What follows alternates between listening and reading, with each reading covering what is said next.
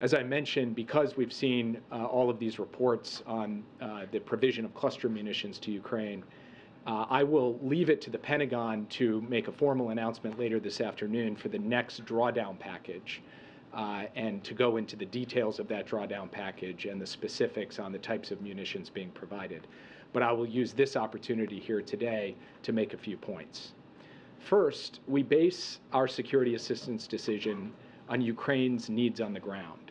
And Ukraine needs artillery to sustain its offensive and defensive operations. Artillery is at the core of this conflict. Ukraine is firing thousands of rounds a day to defend against Russian efforts to advance and also to support its own efforts to retake its sovereign territory.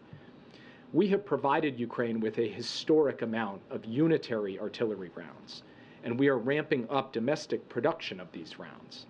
We've already seen substantial increases in production, but this process will continue to take time, and it will be critical to provide Ukraine with a bridge of supplies while our domestic production is ramped up.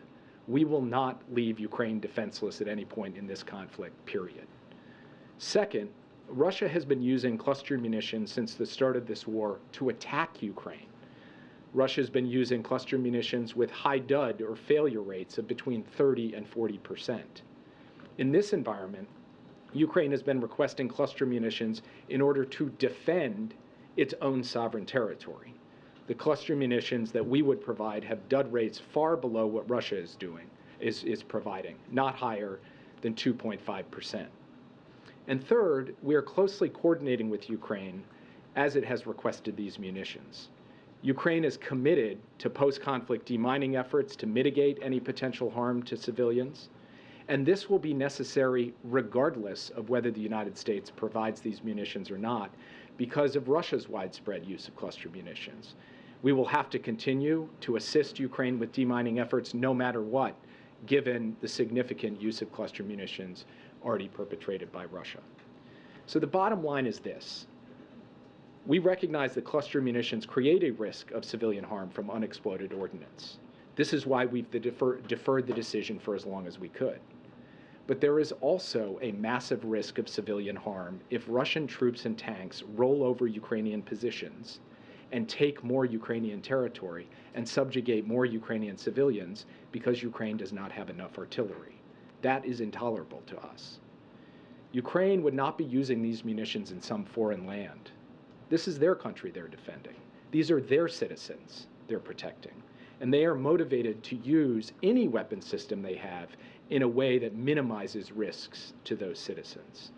So with that, today, the United States also continues to demonstrate its enduring commitment to Ukraine with the announcement of a new drawdown of military assistance to provide Ukraine's forces with additional munitions, weapons, and equipment needed to defend their country and push back on Russia's war of aggression. With the announcement of this 42nd presidential drawdown package, the United States has committed more than $41.3 billion in military assistance since Russia first launched its unprovoked and brutal war against Ukraine on February 24, 2022, and more than $44.1 billion in military assistance since Russia's initial invasion of Ukraine back in 2014. Some of the capabilities in today's $800 million drawdown package include 155 millimeter artillery rounds, including dual-purpose improved conventional munitions, or DPICMs, and 105 millimeter artillery rounds. Additional munitions for Patriot air defense systems and ammunition for high-mobility artillery rocket systems, or HIMARS. Additional Bradley infantry fighting vehicles, additional Stryker armored personnel carriers, precision aerial munitions, demolition munitions and systems for obstacle clearing, and various spare parts and operational sustainment equipment. With this announcement, we will be able to provide Ukraine with hundreds of thousands of additional artillery ammunition immediately. This decision will ensure we can sustain our support for Ukraine by bridging us to a point where we are producing sufficient artillery ammunition on a monthly basis across the coalition.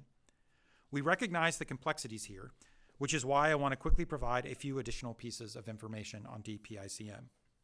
First, Russia has been using cluster munitions indiscriminately since the start of this war in order to attack Ukraine. By contrast, Ukraine is seeking DPICM rounds in order to defend its own sovereign territory.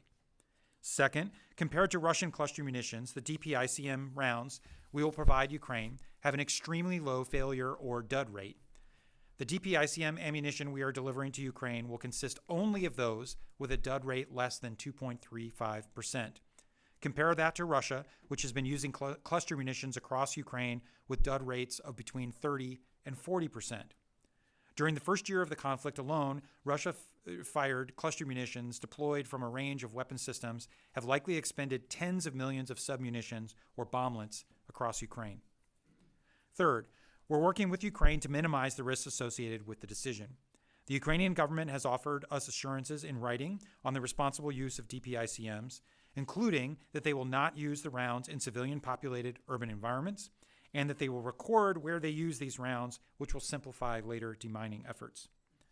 Ukraine also has committed to post-conflict demining efforts to mitigate any potential harm to civilians. The United States has already invested more than $95 million in Ukraine's demining activities, and we will provide more support to help Ukraine mitigate the impacts of cluster munition use by both sides in this conflict.